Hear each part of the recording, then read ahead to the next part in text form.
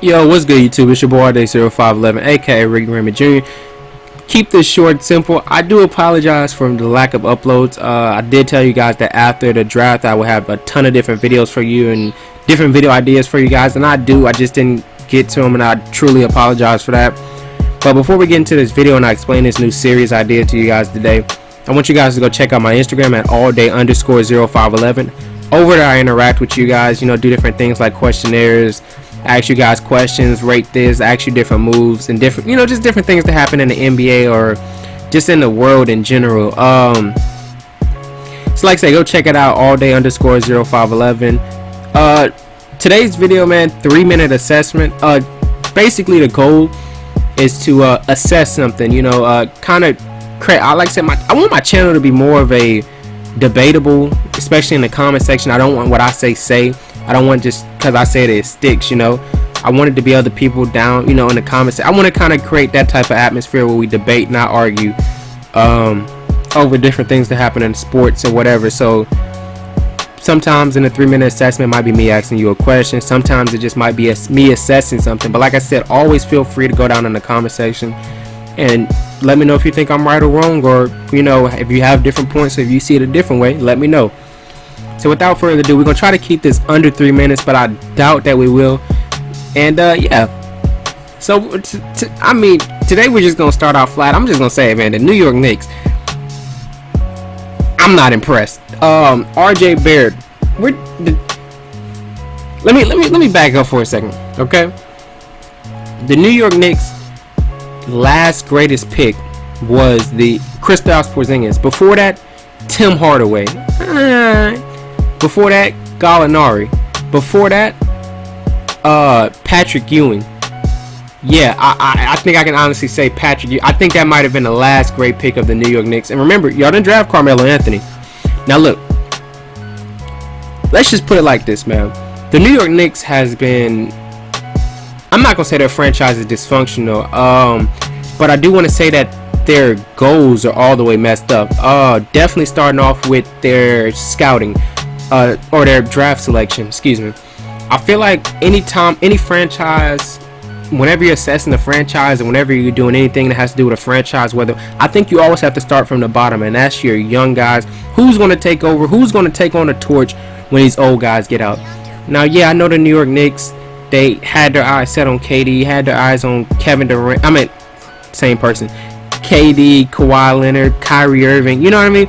I know they had their eyes set on these top tier guys, and this is who they wanted, and this is who they kind of had planned on to carry their franchise into the sunset and hopefully win an NBA championship.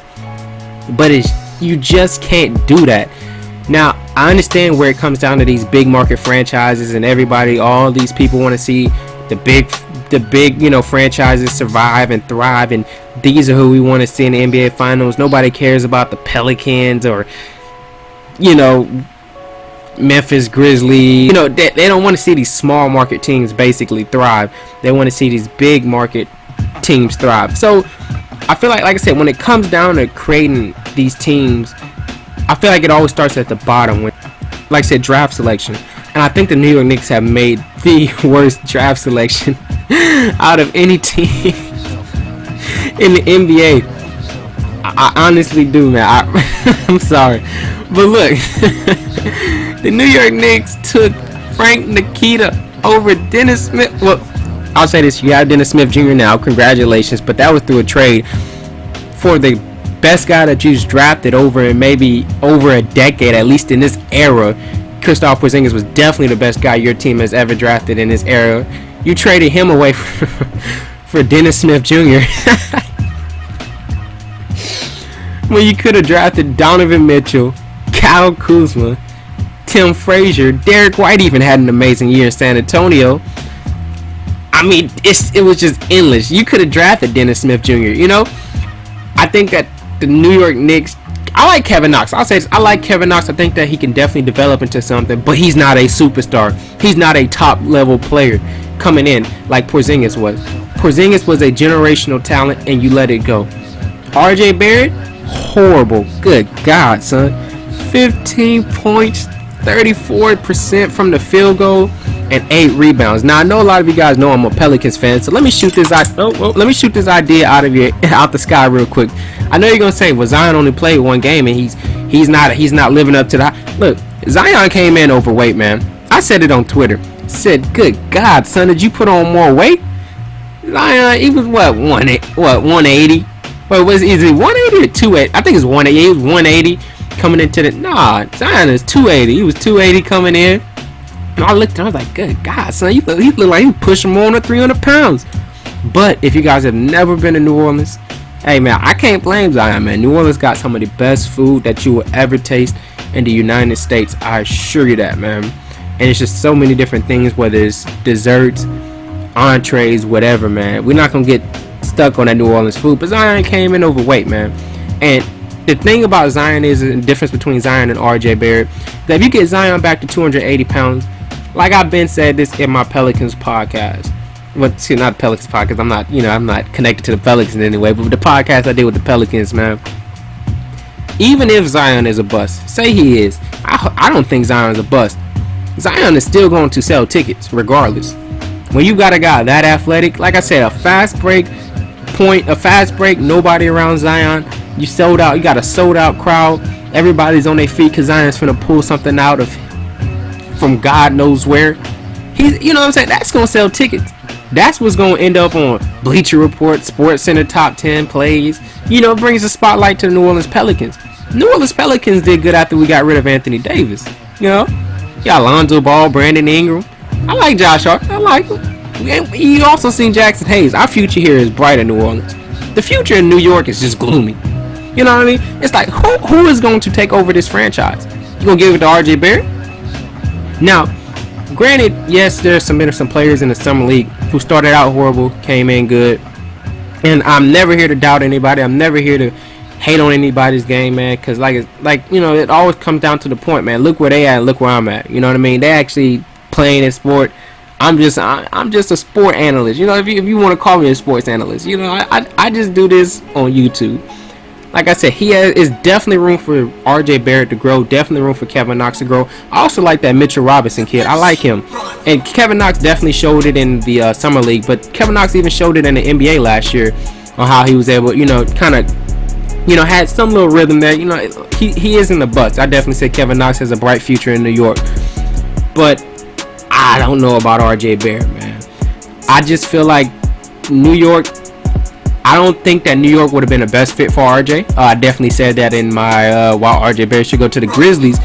Is because if you pay attention to Zion and RJ, we look at Zion Williamson.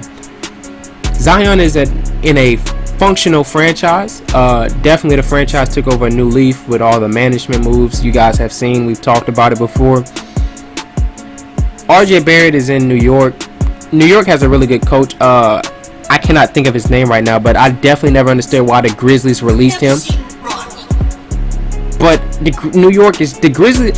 See, Zion is in a position to where even if he doesn't have a good year, it's not going to be they didn't make the playoffs because of Zion Williamson. It's not going to be why didn't Zion lead his team. It's going to be Drew Holiday. All the pressure is put on top of Drew Holiday's shoulder, and Drew Holiday definitely can hold that weight. Not saying that Drew Holiday finna come out and give us 40, but what I'm saying is that when you put that pressure on a young guy like that, especially being in a big market like New York, he don't have too much room for growth. Same thing with Kevin Knox. Kevin Knox had a really amazing season last year. I even said it, I think in my top 3 rookies that might take over Rookie of the Year title, I think I even mentioned Kevin Knox, and I like Kevin Knox. Kevin Knox has a lot of room to grow. But a lot of New York fans are not happy with Kevin Knox because they're not, he's not this, he's not that, he's not giving us 25. We need 25 from our guy. RJ Barrett, I'm not impressed, And I feel like when you have a guy like this, or when you're going into a franchise, let me phrase it, when you're going into a franchise like this, like such a big market franchise like that, I feel like there's little room for error. You have to be on your top. You have to, you have to be good. You have to do this. You have to do that. And I really feel like that's just going to get to RJ Barrett's head. I really feel like RJ Barrett is going to look like Carmelo Anthony out there trying to dish out 10, trying to average his double-double. You know what I mean? And I think it's just not the right fit, and I don't think it's going to work out that well for him, at least his first year in New York. And like I said, I definitely don't hate on nobody. I definitely don't try to down him. I hope he gets better. But that's just my opinion. Now, look, it's your boy all day 0511. Let me know what you guys think down in the comment section. Do you think that the dysfunction? Let me say this too. I just want to throw this in here. Let's not forget that the Lakers still have a dysfunctional franchise. But all right, let me get that out the way. That's gonna be for another 3-minute assessment. Even though I know we are definitely not under 3 minutes, we probably killed that. Well, that's probably like 8 minutes, 9 minutes. But look, anyway, let me know in the comment section what you guys think. Do you guys think that I might be on to something here, or do you think I'm just some guy that don't know what he's talking about? Anyway, let me know down in the comment section how you feel. Always let me know why. Don't just put I don't agree with you. You know, let me know why. Like I said, go check out my Instagram all day 0511. I definitely do some cool things over there, man. Road to 2,000 subscribers. I appreciate you guys for all your support that you have been giving me in these past few videos that I made. And yeah, I promise I won't leave you guys out for another month. It's your boy all day 0511. I'm out.